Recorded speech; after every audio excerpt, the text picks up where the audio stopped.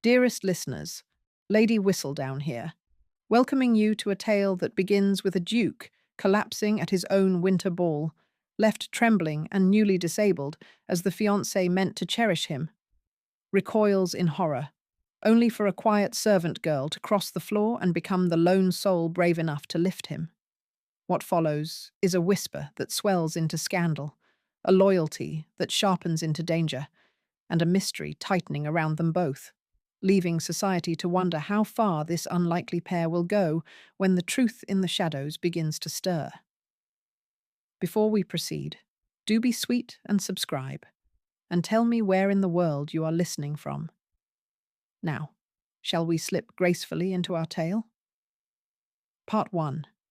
The Winter Ball, which promised to be nothing more than another tedious display of matrimonial machinations, instead delivered a scandal so delicious that I find my quill trembling with anticipation to share it with you. Picture, if you will, the grandest ballroom in all of Kensington, ablaze with 1,000 candles casting their golden glow upon London's most exalted. The Duke, Charles Ashbourne, stood resplendent in midnight blue, his storm-grey eyes surveying his domain with that particular brand of aristocratic confidence that comes only from centuries of breeding. Beside him, the ethereally beautiful Lady Honoria Harcourt preened in ice-blue silk, her engagement ring catching the light as she gestured to emphasize some point of social superiority to her circle of admirers. I watched from my strategic position behind the marble column, for I have learned that the best secrets are whispered in shadows, as the Duke raised his crystal goblet in what should have been a toast to his approaching nuptials. The guests fell silent, expectant smiles frozen upon their painted lips. Then, dear listeners, the unthinkable occurred. The Duke's hand began to tremble, not the subtle shake of nerves, but a violent convulsion that sent champagne cascading down his pristine waistcoat. His face, moments before flushed with health and authority, turned ashen as morning mist. I watched in horrified fascination as his knees buckled, sending him crashing to the polished marble with a sound that echoed through the suddenly silent ballroom like a death knell. "Charles!" Lady Honoria's shriek pierced the air, but I noticed, oh, how I noticed, that she made no move to assist her fallen betrothed. Instead, she recoiled, as if his very presence might contaminate her pristine reputation. I simply cannot marry a man who may become an invalid." Her declaration rang through the ballroom with crystalline clarity, ensuring that every gossip-hungry soul present would carry her words to the farthest reaches of the ton by morning. The Duke struggled to rise, his pride battling against his body's mysterious rebellion. The assembled guests stood frozen in a tableau of shock and social calculation. I observed lords and ladies who had fawned over him mere moments before, now backing away, as if weakness were contagious. Even his own footmen hesitated, uncertain whether to approach their master in his moment of vulnerability. But then, and here, dear listeners, is where our tale takes its most intriguing turn. A figure emerged from the shadows near the servants' entrance. Eleanor, the Duke's maid, moved with a grace that seemed oddly incongruous with her station. She possessed the kind of understated beauty that makes one look twice. Chestnut hair that gleamed with hidden fire, warm brown eyes that held depths of intelligence, and movements so naturally elegant that I found myself wondering about her true origins. While the cream of society stood paralyzed by their own social constraints, this young woman knelt without hesitation beside the fallen Duke. I watched as she slipped her arm beneath his shoulders with a tenderness that spoke of genuine affection rather than mere duty. "Well, Your Grace," she murmured with the faintest hint of a smile. "At least you fell in style. Most men would have chosen somewhere less dramatic." I confess myself amazed when the Duke's lips twitched in response. Here was a man accustomed to deference and formality, yet this slip of a servant had managed to coax what might have been a smile from his humiliation. The tenderness with which she helped him to his feet, The way she bore his weight, without flinching from the whispers and stares of the assembled company, it spoke of a connection that transcended the boundaries of their respective stations. But I was not the only one observing this touching tableau with interest. From the corner of my eye, I caught sight of a figure lurking near the garden doors, Cousin Benedict Ashbourne, whose calculating gaze followed every movement of the maid's ministrations. There was something in his expression that sent an unusual chill through my well-practiced bones.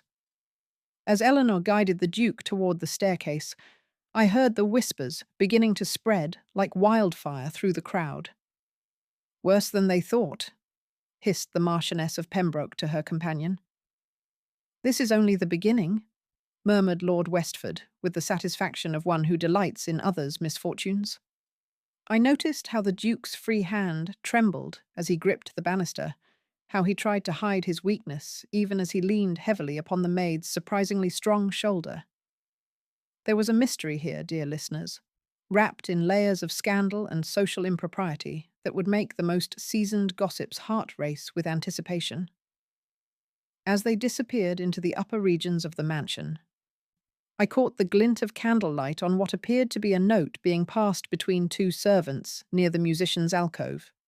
The recipient's face went pale as parchment before he quickly thrust the paper into his waistcoat and hurried away. The evening ended in chaos, with Lady Honoria making a grand exit amid theatrical protestations of wounded sensibility, while the remaining guests dispersed in excited clusters, their tongues already wagging with speculation. But I remained, hidden in the shadows, watching as unseen eyes followed the maid's every movement from the darkened gallery above. Mark my words, gentle listeners. When a duke falls, and only a servant dares to catch him, when former fiancés flee and mysterious notes appear in the night, we are witnessing the beginning of a scandal that will shake the very foundations of our glittering society. Part 2. I must confess, dear listeners, that the days following the Duke's spectacular collapse have provided me with more entertainment than an entire season at Almack's. The whispers that began in the Ashbourne ballroom have grown into a veritable symphony of speculation throughout the drawing rooms of Mayfair. The Duke of Ashbourne, once the most sought-after bachelor in all of England, now finds himself quite thoroughly abandoned by polite society. I have it on excellent authority. My dear chambermaid Clara has proven invaluable in gathering intelligence from the servants' quarters, that even his own household staff have begun treating him like a walking catastrophe. They bow when required, but scatter like leaves before an autumn wind whenever possible. Only the intriguing Eleanor remains constant at his side, and what a fascinating study she makes. I observed her yesterday during my strategic afternoon stroll through Hyde Park.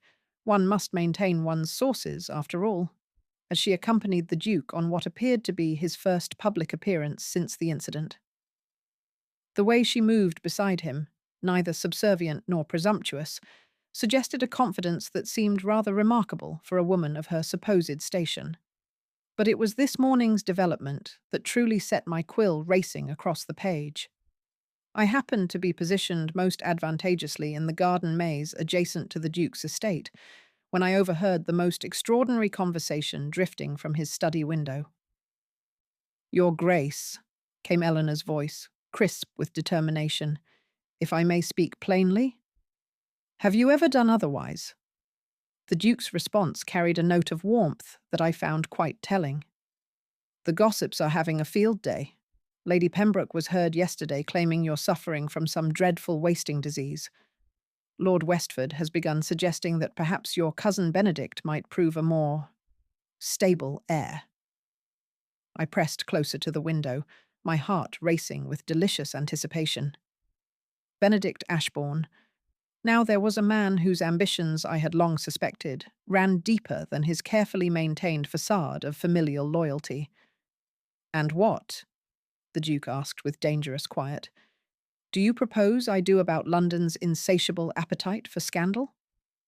What followed, dear listeners, was a proposition so audacious that I nearly gasped aloud and betrayed my position. Eleanor suggested, and I use this word advisedly, that she pose as his new romantic interest to quell the rumors of his decline. "You cannot be serious," the Duke protested, though I detected an intriguing note of consideration in his voice. "Perfectly serious, Your Grace. Society abhors weakness, but adores a good love story. If you appear to be pursuing a new attachment, particularly one that suggests you've chosen passion over propriety, it will shift their focus entirely." I watched through the partially open window as she outlined her plan with the strategic acumen of a military commander. They would appear together at select social events, maintain just enough impropriety to be interesting without crossing into true scandal, and present the image of a man too besotted to concern himself with society's expectations. "And the rules of this performance?" the Duke inquired. "Simple enough. No prolonged touching that might be misconstrued, no lingering stares that suggest genuine attachment, and absolutely no emotional entanglement that might complicate matters when the charade ends." I confess myself thoroughly amused when, within mere moments of establishing these boundaries, they proceeded to break every single one. The Duke's gaze lingered on Eleanor's face with an intensity that suggested their pretense might prove more truthful than either anticipated. When she moved to adjust the papers on his desk, their hands brushed, and I observed a moment of charged awareness that no amount of theatrical training could fabricate. But their planning was interrupted by something that sent ice through my veins. A folded note appeared on the Duke's desk, as if by magic, though I suspect more earthly means were involved. The Duke's face darkened as he read it, and though I could not make out the exact words, Eleanor's sharp intake of breath suggested its contents were far from pleasant. "Who delivered this?" the Duke demanded of his hovering valet. "No one saw, Your Grace. It was simply there." I watched Eleanor pocket the note when the Duke turned away, her face pale but resolute. Whatever threat lurked within those mysterious words, she had decided to bear the burden of knowledge alone. The afternoon brought their first public test, and I positioned myself strategically at Lady Pembroke's afternoon gathering to witness their debut performance. When they entered together, she on his arm with just the right degree of familiarity, the effect was electric. Conversations ceased mid-sentence, as every pair of eyes in the room fixed upon this unexpected development. Eleanor played her part to perfection, offering witty commentary that drew genuine laughter from the Duke and raised eyebrows throughout the assembly. When Lady Honoria's friend, the spiteful Miss Thornton, made a cutting remark about servants who forget their place, Eleanor's response was delivered with such pointed elegance that several guests actually applauded. "Indeed," she replied with a smile sharp enough to cut glass.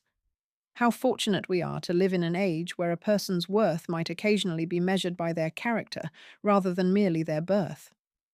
But I noticed other things as well. The Duke's colour remained good throughout the afternoon, suggesting his mysterious ailment had perhaps been exaggerated. Eleanor's posture and speech patterns continued to intrigue me. There was something decidedly refined about her bearing that seemed inconsistent with a lifetime in service. Most troubling of all, I caught sight of Benedict Ashbourne watching the proceedings from the garden terrace, his expression dark with calculation. When Eleanor excused herself to fetch refreshments, I observed him follow her into the corridor beyond the drawing room. I managed to position myself near enough to hear fragments of their conversation, and what I gleaned sent alarm bells ringing through my mind. "Playing with forces beyond your understanding. Consequences you cannot imagine. Would be wise to remember your place." When Eleanor returned to the Duke's side, her face was composed, but I noted the slight tremor in her hands as she served his tea. Whatever Benedict had said to her, it had shaken her considerably. As the gathering concluded and the couple prepared to depart, another note materialized, this time pressed into Eleanor's palm by a passing servant who immediately vanished into the crowd. I watched her read it surreptitiously, saw her face go white as moonlight. The game, it seemed, had only just begun. Part 3. My dear listeners, I find myself quite breathless with anticipation as I recount the delicious developments that have unfolded in the most fascinating romance London has witnessed in years. The Duke and his enigmatic maid have become the talk of every drawing room, and I confess myself completely captivated by their increasingly convincing performance, if indeed it can still be called mere performance. Yesterday evening's intimate soiree at Lord Waverley's townhouse provided the perfect stage for their next act, and I positioned myself most strategically behind Lady Adelaide Waverley's impressive display of hothouse roses to observe every nuance of their interaction. The Duke appeared in remarkable health, his colour robust and his bearing confident as he escorted Eleanor into the elegantly appointed music room. She wore a gown of deep emerald silk that I suspect was far too fine for a servant's wages, another intriguing puzzle piece in this increasingly complex tableau. Her chestnut hair was arranged in a style that perfectly framed her delicate features, and I noticed more than one gentleman's appreciative glance follow her progress through the room. What transpired next was nothing short of theatrical genius. When the Duke's posture grew characteristically rigid during Lord Pembroke's tedious discourse on agricultural improvements, Eleanor leaned close and murmured just loudly enough for nearby guests to overhear, "Your Grace, if you hold yourself any straighter, you'll snap like an overwound pocket watch." The Duke's startled bark of laughter rippled through the assembly, and I watched in fascination as his entire demeanour softened. Here was a man accustomed to formal deference, discovering the pleasure of genuine wit. The way his eyes lingered on her face suggested their pretense was becoming dangerously real. But I observed other things that concerned me greatly. When a footman approached with a tray of refreshments, the Duke reached for his customary evening tonic, a dark liquid I had noticed him consuming regularly since his first collapse. Eleanor's hand closed over his wrist with swift grace, redirecting his choice toward a simple glass of wine instead. "Perhaps something lighter tonight, Your Grace?" she suggested, with such casual authority that I wondered how she dared, and why he allowed it. The Duke studied her face for a long moment before acquiescing, but I caught the flicker of suspicion that crossed his features. Eleanor's vigilance regarding his consumption patterns was becoming increasingly obvious to anyone paying careful attention. I was not the only one watching. From my position behind the floral arrangement, I observed Dr. Langford hovering near the refreshment table, his nervous fingers adjusting his spectacles as he watched Eleanor's interference with apparent distress. When she guided the Duke away from his usual tonic, the physician's face went pale as parchment. The evening's entertainment featured a performance by the celebrated soprano Miss Carrington, but the real drama unfolded in the subtle interplay between our protagonists. As the haunting melody filled the air, the Duke's attention fixed entirely upon Eleanor's profile, studying the elegant line of her neck, the way candlelight caught the auburn highlights in her hair. When she turned to find him staring, the chemistry between them was so palpable that I feared the very air might ignite. "You're not listening to the music," she whispered with a teasing smile. "I'm listening to something far more melodious," he murmured back, his voice rough with an emotion that seemed to surprise them both. The Duke leaned closer, and for a breathless moment, I was certain he intended to kiss her regardless of their audience. His lips were mere inches from hers when a sudden weakness overtook him. His hand gripped the chair arm as his face went ashen, and I watched Eleanor's expression shift from romantic anticipation to sharp concern. She steadied him with practiced efficiency, but her eyes swept the room with the alertness of a hunter seeking prey. When her gaze fell upon Dr. Langford's guilty retreat toward the garden doors, I saw understanding dawn in her intelligent brown eyes. The evening concluded with more whispered speculation than I had witnessed since the Pemberton divorce scandal 3 seasons past. As the guests departed, I lingered long enough to observe a most intriguing exchange between Eleanor and the young kitchen maid, Clara, who had appeared in the servants' corridor with obvious urgency. The cook noticed something peculiar, Clara whispered, her round cheeks flushed with excitement and fear.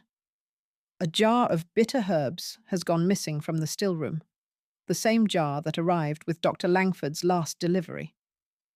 Eleanor's face went white as winter frost. When? 3 months passed, miss. Right around the time His Grace first took ill. I watched Eleanor absorb this information with the calculating intelligence that continued to intrigue me. This was no simple servant girl puzzling over household mysteries. This was a woman with the strategic mind of a general mapping enemy positions. But our conversation was interrupted by the appearance of a third mysterious note. This one thrust into Eleanor's hand by a cloaked figure who vanished into the garden shadows before I could discern their identity. Eleanor read it by the light of a flickering wall sconce, and her sharp gasp of alarm echoed through the corridor. "You should leave now, before you joins him." The words were clearly meant as a warning, but they had quite the opposite effect on Eleanor. Her jaw set with stubborn determination, and I recognized the expression of a woman who had decided to fight rather than flee. As I made my own departure, I caught sight of movement in an upper window of the Duke's townhouse.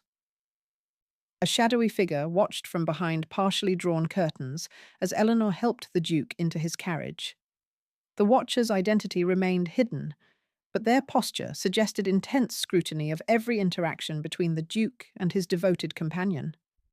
The mysterious ailment that periodically weakened the Duke, Eleanor's growing vigilance regarding his consumption, the missing herbs, the threatening notes. All these elements were weaving together into a pattern that spoke of deliberate malice rather than natural illness. I returned to my own chambers that night, with my mind racing. Someone wanted the Duke weak, possibly dead. Someone wanted Eleanor gone. And someone was growing increasingly desperate as their plans met with unexpected resistance from a servant girl whose intelligence and determination far exceeded what her station should have provided. The game was becoming deadly serious, and I found myself genuinely concerned for both players in this increasingly dangerous romance. Ah, my dearest listeners, if this twist has set your heart racing as mine does my quill, do remember to subscribe and share your thoughts in the comments section. Now, let us venture deeper. Part 4. Dear listeners, I must confess that yesterday morning's developments have left me quite breathless with anticipation. What began as an amusing diversion has transformed into something far more compelling and infinitely more dangerous. I had positioned myself in the garden maze adjacent to the Duke's estate, ostensibly for my morning constitutional, but actually to observe the increasingly intimate dynamic between our protagonists. The frost-covered hedges provided excellent concealment, while offering a clear view into several windows of the manor's east wing. What I witnessed through the Duke's dressing-room window was a scene of such charged intimacy that I feared my rapidly beating heart might betray my position. Eleanor had arrived to assist with his morning toilette, an arrangement that struck me as highly irregular for a maid, regardless of her growing influence over the household. The Duke stood before his looking-glass in shirt-sleeves, his morning coat draped across the nearby chair. Eleanor approached with his waistcoat, and what followed was a dance of barely restrained attraction that no amount of theatrical training could have fabricated.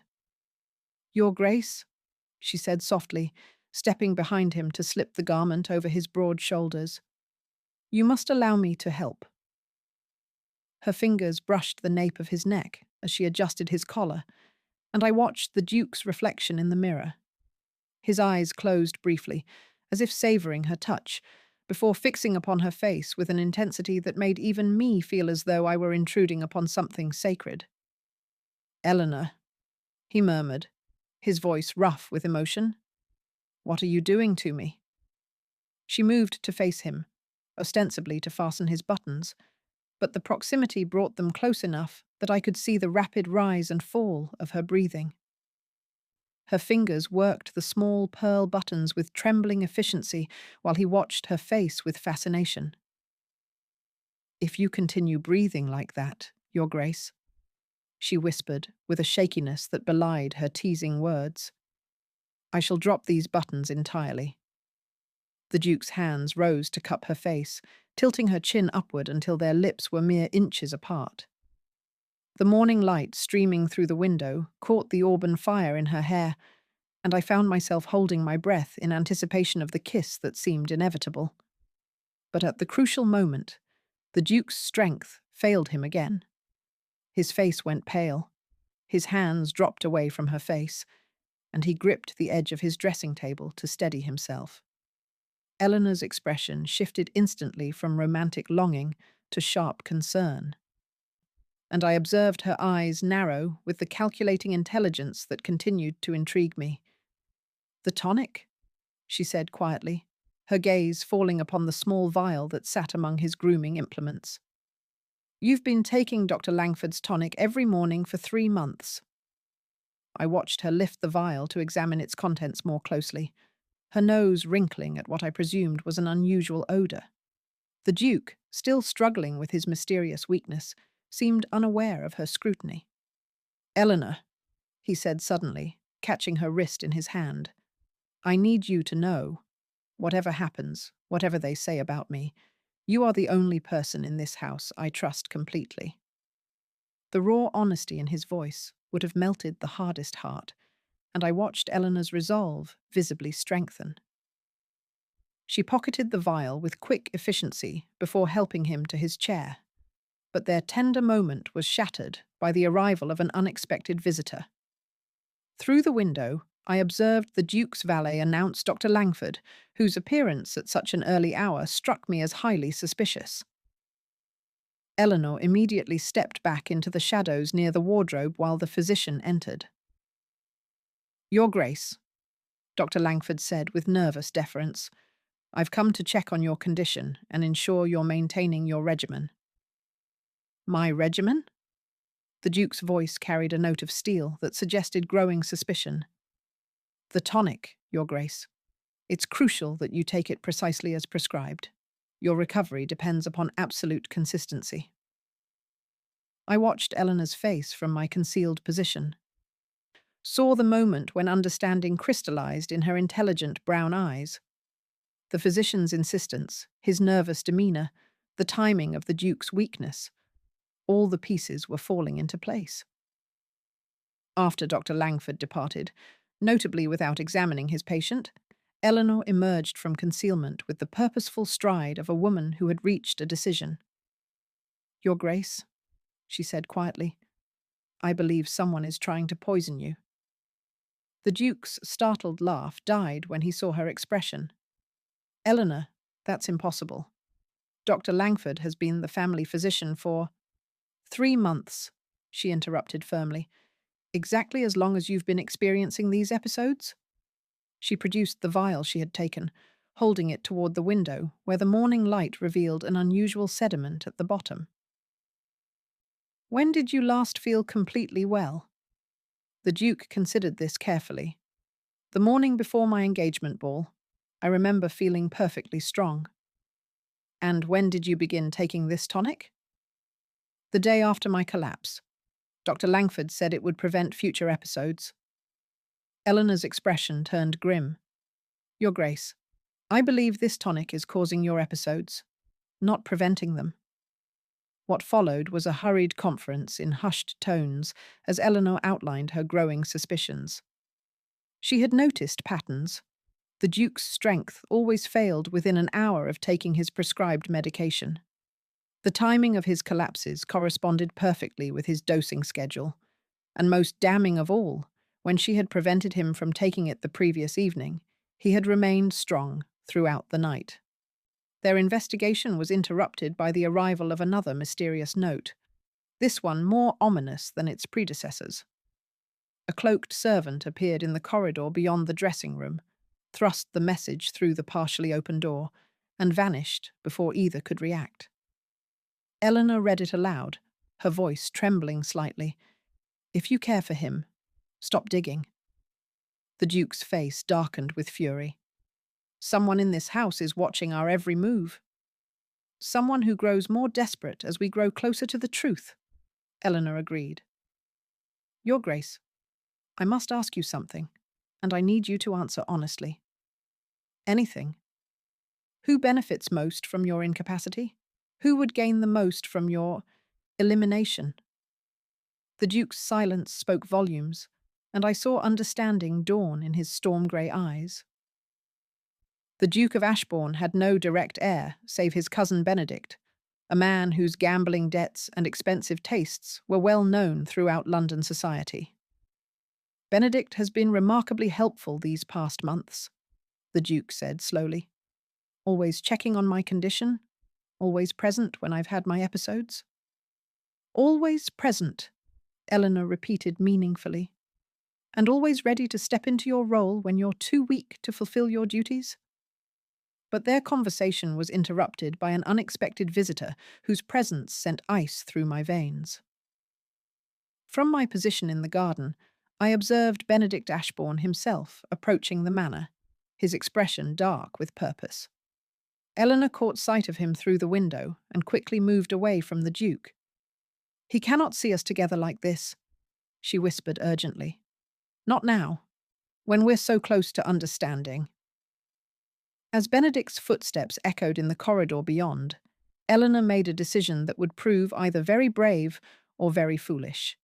She secreted the vial of tonic in her bodice and slipped from the room through the servants' entrance, leaving the Duke to face his cousin alone. I remained hidden in the garden maze, watching as Benedict entered the Duke's chambers with the false concern of a loving relative. Their conversation was too muffled for me to overhear, but I observed Benedict's careful attention to the Duke's appearance and demeanour, as if cataloguing his cousin's strength for some unknown purpose.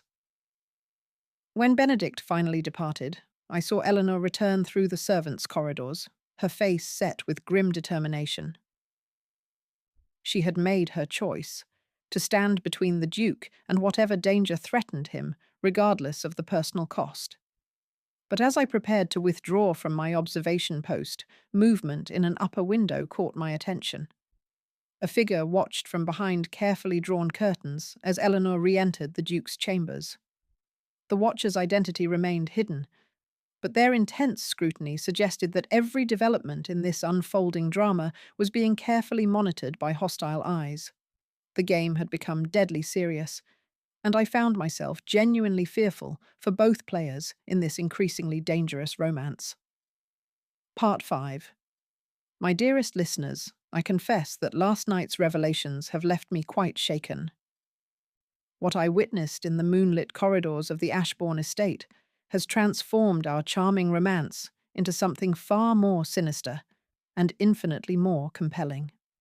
I had positioned myself in the estate's ancient library, ostensibly researching genealogical records for an entirely fictional project, but actually hoping to intercept Eleanor during what I suspected would be her nocturnal investigation. My intuition proved remarkably accurate. Near the stroke of midnight, I observed Eleanor slip into the library, carrying a single candle, her movements ghost-like in the flickering light. She moved with the familiarity of someone who had explored these corridors many times before, heading directly toward the locked cabinet containing the estate's most private documents. I watched in fascination as she produced a key from her bodice. How she had obtained it remained a mystery, and began examining birth records, marriage certificates, and correspondence dating back several decades. Her search appeared methodical, purposeful, as if she knew exactly what she sought. But her investigation was interrupted by the soft footfall of someone approaching through the gallery beyond.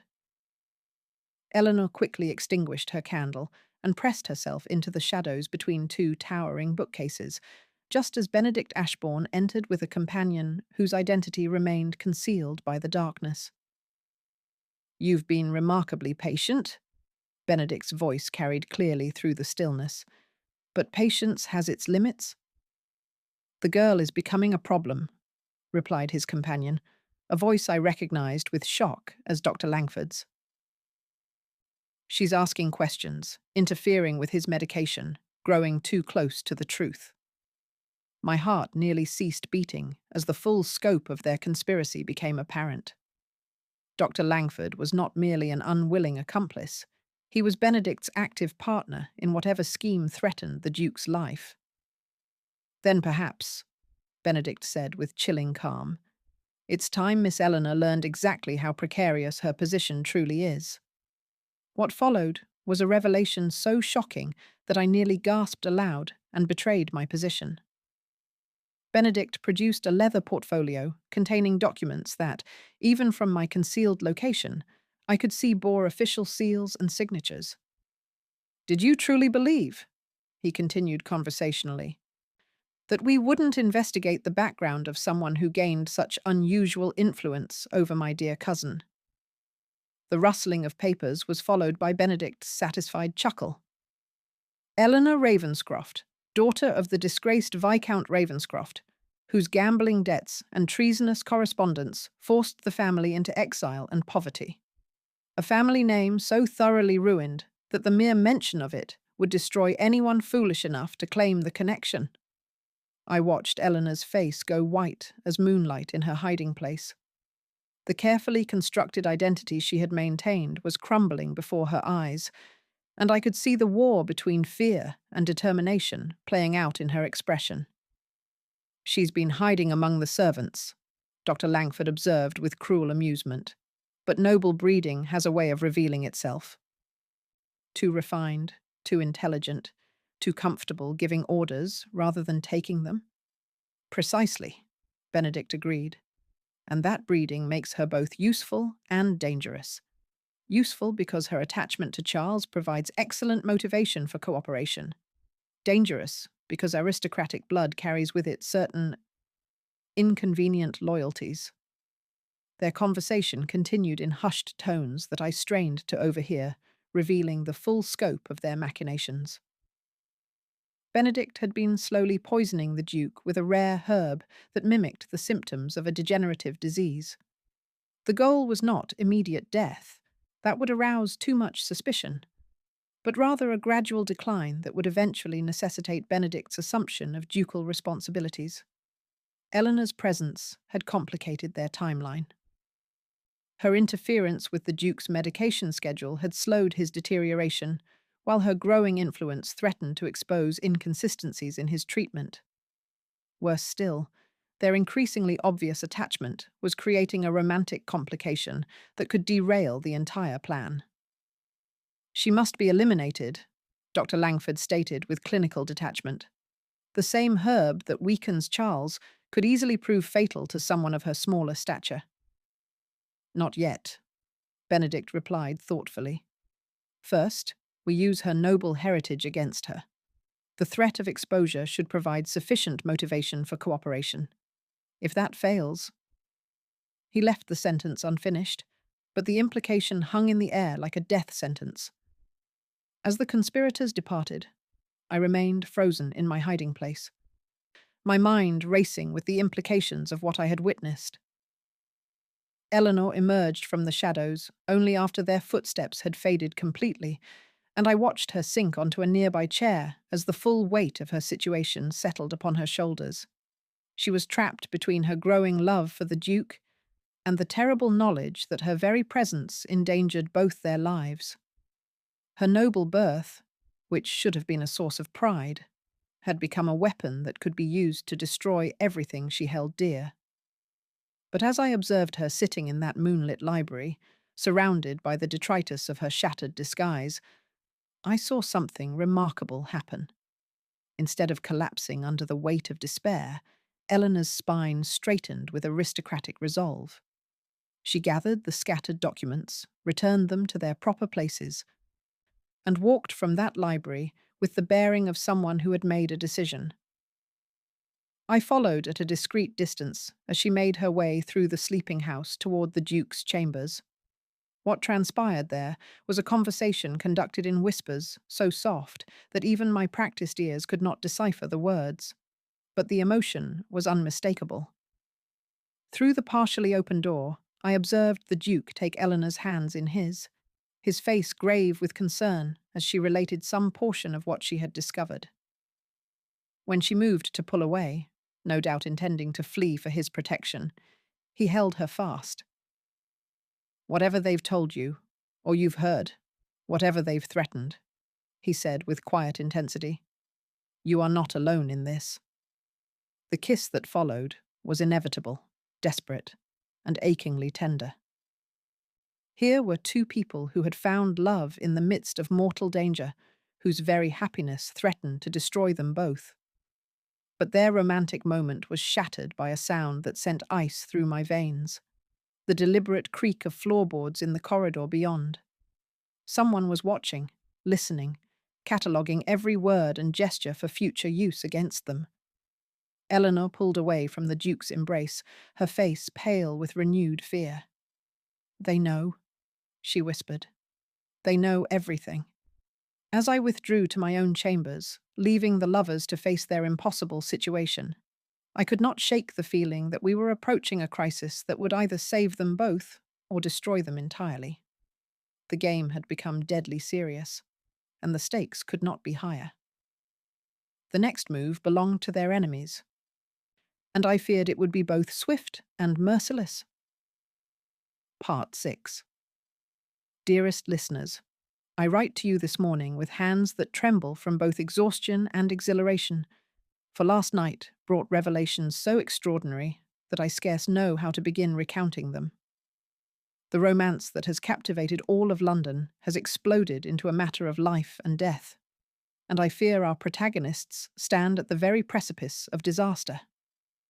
I had spent the early evening hours positioned strategically in the conservatory adjacent to the Duke's private study, where Eleanor had promised to conduct what she called the final test of her suspicions regarding the Duke's mysterious ailment.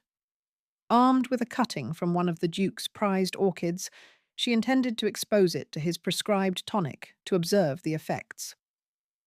What I witnessed through the glass panels was both ingenious and terrifying.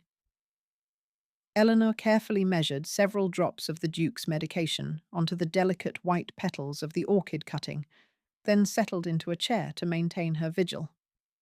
The Duke paced the study with barely contained energy. His strength had returned remarkably since Eleanor had begun intercepting his morning doses. You cannot truly believe, he said for the third time, that Dr. Langford would deliberately harm me. He delivered me when I was born, for God's sake. Your Grace, Eleanor replied with patient determination. Sometimes the people we trust most are precisely those positioned to betray us most effectively. As if summoned by her words, a soft knock announced Dr. Langford's arrival for the Duke's evening consultation. Eleanor quickly concealed the orchid cutting behind a stack of ledgers while assuming the deferential posture expected of her station. Dr. Langford entered with his customary nervous energy, medical bag in hand, and his pale eyes darting about the room with what I now recognized as guilty paranoia. He approached the Duke with false concern, inquiring about his condition, while his gaze repeatedly returned to Eleanor's still figure near the window. Your Grace, I've prepared a special concentration of your tonic tonight, the physician announced, producing a vial that contained a liquid noticeably darker than usual. Your recent improvement suggests we should intensify the treatment. I watched Eleanor's sharp intake of breath and saw her hands clench into fists. Even from my concealed position, the danger was unmistakable. This was no medicine, but a more concentrated dose of whatever poison had been slowly destroying the Duke's health. Dr. Langford, Eleanor said suddenly, rising from her chair with a composure that belied the urgency of the situation.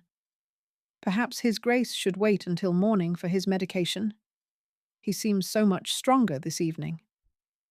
The physician's face went white, then red with barely suppressed anger. Miss Eleanor, I must insist that medical decisions remain within my purview. His Grace's condition requires immediate and consistent treatment. The battle of wills that followed was extraordinary to witness. Eleanor moved closer to the Duke, her bearing subtly protective, while Dr. Langford advanced with the vial extended like a weapon. The Duke himself seemed to sense the undercurrents of tension, his gaze moving between his physician and his defender with growing suspicion. Perhaps, the Duke said slowly, Miss Eleanor raises a valid point. I have been feeling remarkably improved lately." "Improved?" Dr. Langford's voice cracked with panic. "Your Grace, you must understand that your condition is progressive. Any apparent improvement is merely the calm before a more severe relapse. Without immediate treatment, you could suffer a complete collapse." But even as he spoke, I observed Eleanor retrieve the orchid cutting from its hiding place. What she revealed stopped all conversation entirely. The delicate white petals had turned black as midnight, their edges curled and withered as if burned by acid. "Your Grace," Eleanor said quietly, holding up the ruined flower. "This is what your medicine does to living tissue." The silence that followed was deafening. Dr. Langford's face cycled through shock, fear, and finally desperate calculation. The Duke stared at the blackened petals with dawning horror, understanding flooding his features like sunrise after the darkest night. 3 months, the Duke said with deadly quiet. 3 months of this poison, administered by someone I trusted with my very life. Dr. Langford's composure cracked entirely. "You don't understand," he babbled, backing toward the door. "I never meant for it to go this far. He said it would just weaken you temporarily, make you more manageable." "He?" The Duke's voice could have frozen fire. "Who gave you these orders?" But before Dr. Langford could answer, the study door burst open to admit Benedict Ashbourne, his face a mask of false concern that could no longer disguise the calculation beneath. "Charles!" Benedict exclaimed with theatrical alarm. I heard raised voices. "Is everything quite all right?" The tableau that greeted him, Eleanor holding the evidence of poisoning, Dr. Langford cowering near the door, and the Duke radiating fury, made further pretense impossible. "Benedict?" the Duke said with terrifying calm. "How fortuitous that you should arrive just as we were discussing the remarkable properties of my evening medication." I watched Benedict's expression shift as he realized the game was exposed. Gone was the mask of familial concern, replaced by the cold calculation of a man whose carefully laid plans were unraveling before his eyes. "I suppose," Benedict said with chilling pragmatism, "explanations are in order." What followed was a confession so breathtakingly callous that it left me physically ill. Benedict outlined his plan with the detached pride of an artist describing his masterpiece. The slow poisoning designed to mimic a degenerative disease, the manipulation of Dr. Langford through threats and bribes, the careful cultivation of the Duke's public image as a failing invalid. "You see, dear cousin," Benedict explained with horrible reasonableness, "your death would have created far too much scrutiny. But your gradual decline into incompetence?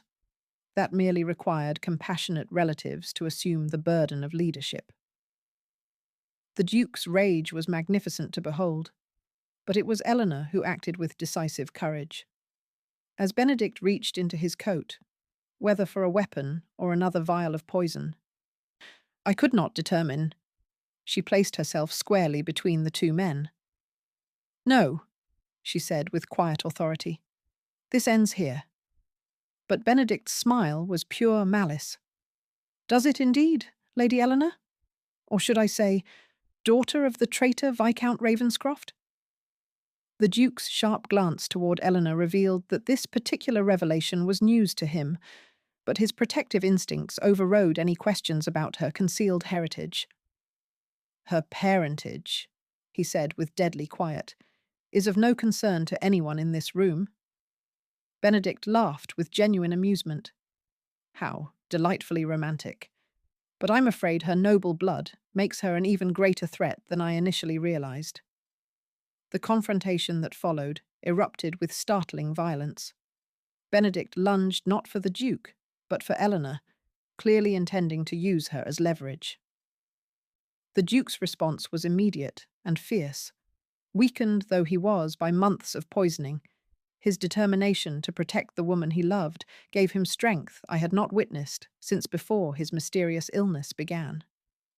Dr. Langford, seeing his opportunity for escape, bolted from the room with the desperate speed of a cornered rat.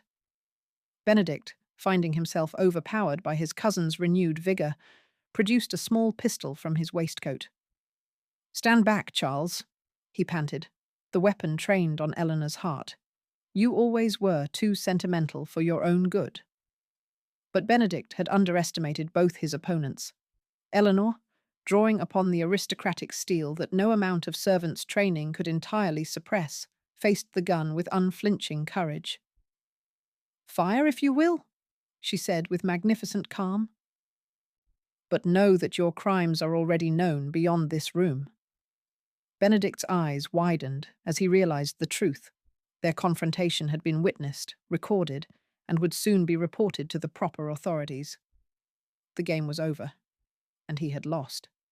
She had not simply exposed the poison plot.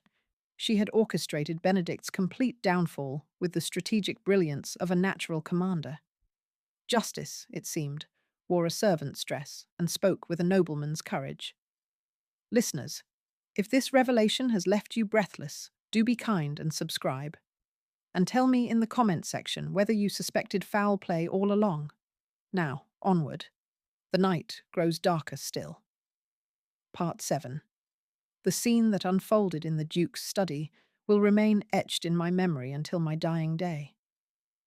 I maintained my position in the conservatory as Eleanor's carefully laid plans reached their devastating conclusion, watching through the glass panels as justice finally cornered the conspirators who had nearly destroyed everything good and decent in their reach. Benedict's desperation was palpable as he realized his position had become untenable. The pistol trembled in his hand as he kept it trained on Eleanor, but I could see the calculation in his eyes. He was a cornered animal, seeking any possible escape from the trap closing around him. "You cannot possibly imagine," he snarled at his cousin, "the depths of my resentment. Watching you inherit everything by mere accident of birth, while I, who would have managed it all so much better, was relegated to the shadows." The Duke's response was magnificent in its controlled fury. "And so you decided to remedy fate's supposed injustice through murder." "Not murder," Benedict corrected with chilling precision. "Strategic succession planning. You would have lived, diminished, dependent, but alive. A perfect figurehead, while I handled the actual responsibilities of leadership." I observed Eleanor during this exchange, noting how she positioned herself slightly closer to Benedict with each passing moment. Her movements were so subtle that even I, watching intently, nearly missed her strategic advancement. This was no cowering victim, but a woman with a plan. "The tragedy," Benedict continued with horrible reasonableness, "is that your little servant proved so inconveniently observant. Had she simply accepted her role as your nursemaid, none of this unpleasantness would have been necessary." Unpleasantness. Eleanor's voice carried a note of aristocratic disdain that would have done credit to any duchess. "You speak of attempted murder as if it were a minor social error." Benedict's laugh was pure malice. "How perfectly you play the noble lady, despite your family's disgrace. Tell me, does His Grace know the full scope of your father's treason? Does he understand that marriage to you would ally his name with enemies of the crown?" I watched the Duke's face carefully during this revelation, searching for any sign that Eleanor's concealed heritage would alter his feelings toward her.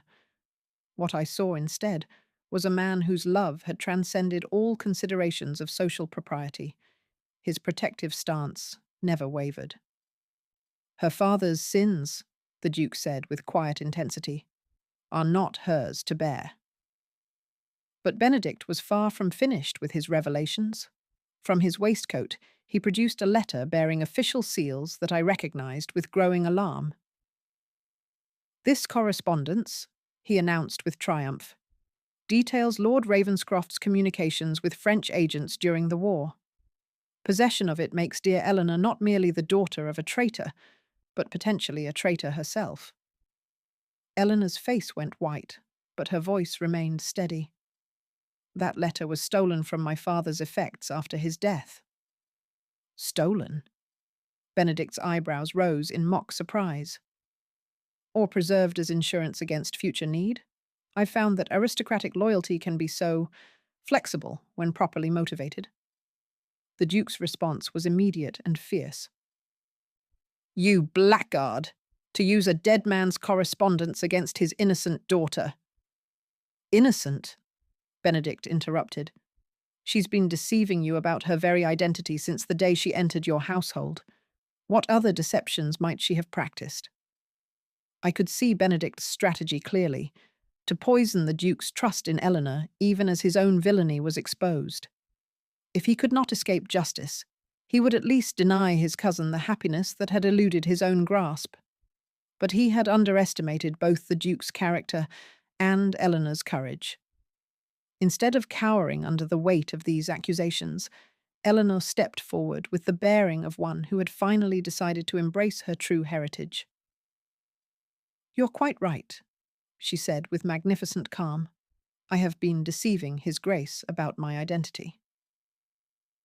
I am indeed Eleanor Ravenscroft, daughter of a man whose loyalty to England was questioned by those who never understood his true service. What followed was a revelation that left even Benedict speechless. Eleanor outlined her father's real role as a double agent, feeding false information to French contacts while gathering intelligence for the crown. The correspondence Benedict brandished as evidence of treason was actually proof of patriotic service that had cost the Viscount his reputation and ultimately his life. My father died protecting England's secrets, Eleanor declared, with pride that rang through the study like a battle cry. I will not allow his sacrifice to be perverted by a coward who poisons his own family for personal gain. The effect of her words on Benedict was electric. His face contorted with rage as he realized that his final weapon had been turned against him, that the evidence he had treasured was worthless. It matters not, he screamed, his composure finally cracking entirely. Noble birth, treacherous birth. You're still nothing but a servant who has overstepped her bounds. He swung the pistol toward the Duke, his finger tightening on the trigger, but Eleanor was already in motion. With reflexes honed by months of protecting the man she loved, she threw herself between Benedict and his target just as the weapon discharged.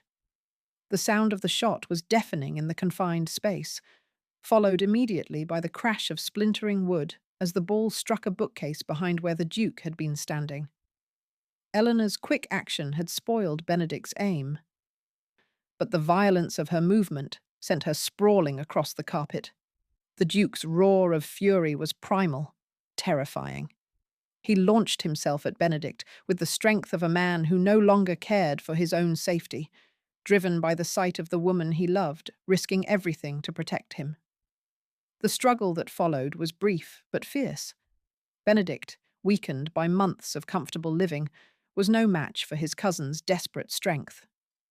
When the Duke's loyal servants finally burst through the study doors, they found Benedict pinned beneath his cousin's weight, the pistol safely in Eleanor's possession, and Dr. Langford cowering in the corner where he had attempted to hide behind a suit of armor. "Seize them both," the Duke commanded with cold authority, his voice carrying the weight of absolute judgment. "They stand accused of attempted murder, conspiracy, and treason." I watched Benedict's final moments of freedom with a mixture of satisfaction and pity. The man who had nearly destroyed one of England's most noble houses would face justice, but his corruption had also destroyed any possibility of redemption. Dr. Langford, confronted with irrefutable evidence of his complicity, broke entirely under questioning. He confessed to months of administering poison at Benedict's direction, revealing the full scope of the conspiracy that had nearly cost the Duke his life. "He promised me a fortune," the physician babbled through his tears. "Said it would only weaken his grace temporarily, make him more dependent on family assistance. I never meant for it to go so far." But Eleanor's sharp questioning revealed the truth. Dr. Langford had known exactly what he was doing, had understood the potentially fatal consequences of his actions, and had chosen money over his oath to preserve life. As the conspirators were led away in chains, I finally emerged from my hiding place to witness the aftermath of this extraordinary night. The Duke sat in his leather chair, Eleanor perched on the arm beside him, their hands clasped tightly together as they faced the magnitude of what they had survived. "It's over," Eleanor whispered, her voice trembling with exhaustion and relief. "No," the Duke replied firmly, bringing her hand to his lips.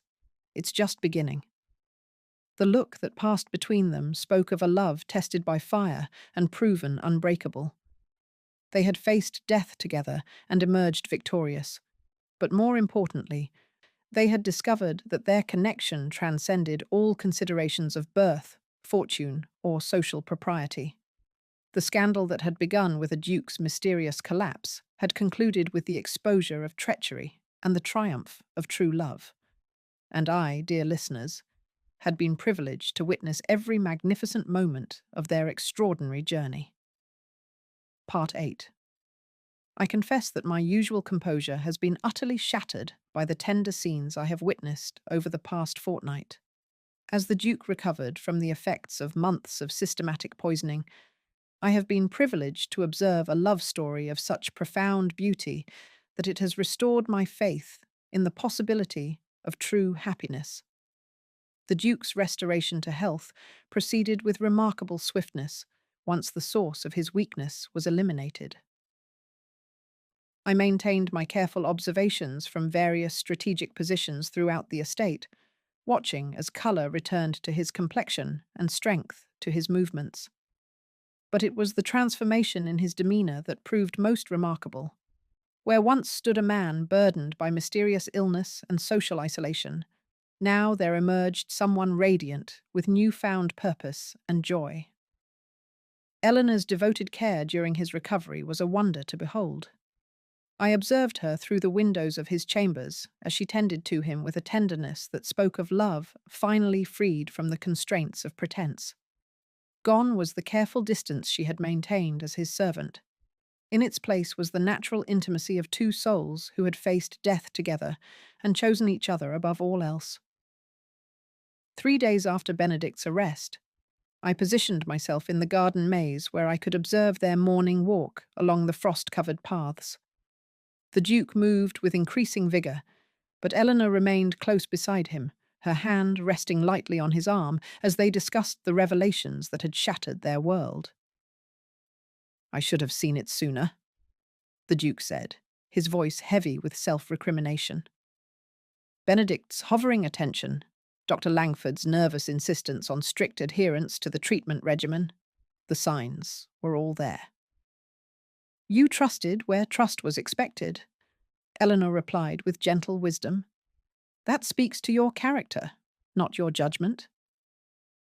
They paused beside the fountain at the maze's heart, and I watched as the Duke turned to face her fully, his grey eyes intense with emotion that could no longer be contained. "Eleanor," he said softly, "we must speak honestly about what lies ahead." The conversation that followed was conducted in voices so tender that I strained to hear every word, my heart aching with the beauty of their honesty. The Duke outlined the stark realities of their situation. His position as Duke carried responsibilities that would be complicated by marriage to someone of Eleanor's compromised heritage, regardless of the truth about her father's service. "Society will never fully accept you as my Duchess," he said, with painful honesty. "Your father's reputation, however unjustly tarnished, will forever follow our name." Eleanor's response revealed the depth of her nobility, both inherited and earned. "Then perhaps we should not ask society to accept what it cannot understand. Your position is secure now, your health restored." "I have served my purpose." The Duke's reaction was immediate and fierce. He caught her hands in his, pulling her closer with desperate intensity. "Served your purpose." His voice cracked with emotion. "Eleanor, you are my purpose. These past months, pretending to court you, then discovering it was no pretense at all, have been the only genuine happiness I have ever known." What followed was the most beautiful love confession I have ever witnessed. The Duke outlined how Eleanor had transformed not merely his health, but his entire understanding of what life could offer. She had challenged his assumptions, brightened his days with wit and warmth, and ultimately saved his very life through courage that rivaled any soldier's on the battlefield. "I love you," he declared with simple honesty that rang through the garden like cathedral bells. "Not despite your heritage, but because of the strength it has given you. Not in spite of the barriers we face, but because I would rather face them with you than live in easy comfort without you." Eleanor's tears fell like diamonds in the morning light as she struggled with the magnitude of what he offered. "You speak of love as if it conquers all obstacles. But what of your duties? Your position? The scandal that will follow our marriage?" The Duke's answer was magnificent in its simplicity. "Let them talk. Let them whisper and speculate and disapprove. I have learned that the only opinion that matters is that of the woman I love." He dropped to one knee there beside the fountain, producing a ring that caught the winter sunlight like captured fire. "Eleanor Ravenscroft, will you do me the extraordinary honor of becoming my wife?" The moment stretched between them, heavy with possibility and consequence. I held my breath, knowing that her answer would determine not merely their personal happiness, but the future of one of England's most distinguished houses. "Charles," she whispered, her voice breaking with the weight of her love for him. "Are you certain?" "Once spoken, this choice cannot be undone. The scandal will touch everything you hold dear." His response was to rise and cup her face in his hands, his thumbs brushing away her tears with infinite tenderness. "Then we shall create new things to hold dear. You and I together, building something unprecedented and wonderful." Eleanor's yes was breathed rather than spoken, but it was the most beautiful sound I have ever heard. The kiss that followed was tender, passionate, and absolutely right. Two souls who had found each other against impossible odds and chosen love over every consideration of prudence or propriety. But their private moment was interrupted by the arrival of an unexpected messenger. A young man in the livery of the Crown approached through the garden paths, bearing documents that would prove crucial to their future happiness. The official correspondence contained a full pardon for Lord Ravenscroft, posthumously granted based on evidence of his true service to the realm. More importantly, it included a formal acknowledgement of Eleanor's noble birth and a restoration of her family's honours. "It seems," the Duke said with wonder as he read the documents, "that someone in high places has taken an interest in ensuring justice is served." Eleanor's father's sacrifice had finally been recognised, her family's name cleared of the stain that had forced her into hiding. She was no longer a servant masquerading as nobility. She was a lady in her own right, worthy to stand beside any duke in the realm. That evening, as they announced their engagement to the assembled household staff, I observed the genuine joy that radiated from every corner of the estate. These people had witnessed Eleanor's courage and kindness firsthand. They welcomed her elevation to Duchess with heartfelt enthusiasm. But it was the quiet moment afterward, as they stood together on the terrace overlooking the estate that would soon be as much hers as his, that revealed the true depth of their connection. "No more pretense," the Duke said softly, his arm encircling her waist. "No more careful distance or propriety's constraints." "No more fear," Eleanor agreed, leaning into his embrace. "No more secrets or hidden threats." They had weathered scandal, survived treachery, and emerged victorious through the power of love and unwavering loyalty. As I withdrew to record these tender scenes, I carried with me the image of two people who had chosen each other above all else, and in doing so, had chosen the only happiness worth pursuing. Their love story was nearly complete, lacking only the final chapter that would seal their triumph for all the world to see. Part 9. I write to you today with a heart so full of joy that I scarce know how to contain it within the bounds of proper correspondence. The wedding of Duke Charles Ashbourne and Lady Eleanor Ravenscroft has just concluded, and I confess myself utterly overwhelmed by the triumph of love over every obstacle that society, circumstance, and villainy could place in its path. The ceremony itself was nothing short of magnificent. St. George's Church in Hanover Square had been transformed into a winter wonderland, with white roses and crystalline decorations that caught the pale February sunlight like captured snow. But it was not the opulent decor that held the assembled company spellbound. It was the radiant happiness of the bride and groom that illuminated every corner of that sacred space. I positioned myself most strategically in the pew reserved for distinguished but unaccompanied guests, where I could observe both the ceremony and the reactions of London's most elevated society. What I witnessed was nothing short of miraculous, a complete reversal of the scandal that had begun with the Duke's mysterious collapse months before. Eleanor entered the church on the arm of Lord Pemberton, a family friend who had known her father well and was delighted to serve in the absence of her own male relatives. She wore ivory silk that seemed to glow with inner light, her chestnut hair adorned with the Ashbourne diamonds in a style that perfectly balanced her natural beauty with ducal magnificence. But it was her bearing that truly commanded attention. Gone entirely was any trace of the deferential servant who had once tended the Duke's chambers. In her place walked a woman of obvious nobility, carrying herself with the confidence of one who had faced the worst society could offer and emerged victorious. The whispers that followed her progress down the aisle spoke not of scandal, but of admiration. "Magnificent," breathed Lady Pembroke to her companion. "One can see the breeding in every line of her posture." "Such courage," agreed the Marchioness of Westford. "To face down those terrible accusations and prove her father's honour, it's quite the most romantic thing I've ever witnessed." The Duke waited at the altar resplendent in midnight blue, his grey eyes fixed upon his bride with an intensity that made even my cynical heart flutter with vicarious joy. The months of poisoning had left no lasting effects. His colour was robust, his bearing confident, and his happiness so palpable that it seemed to radiate throughout the entire assembly. When Eleanor reached his side, he offered her a smile of such tender devotion that I observed several ladies dabbing at their eyes with lace handkerchiefs.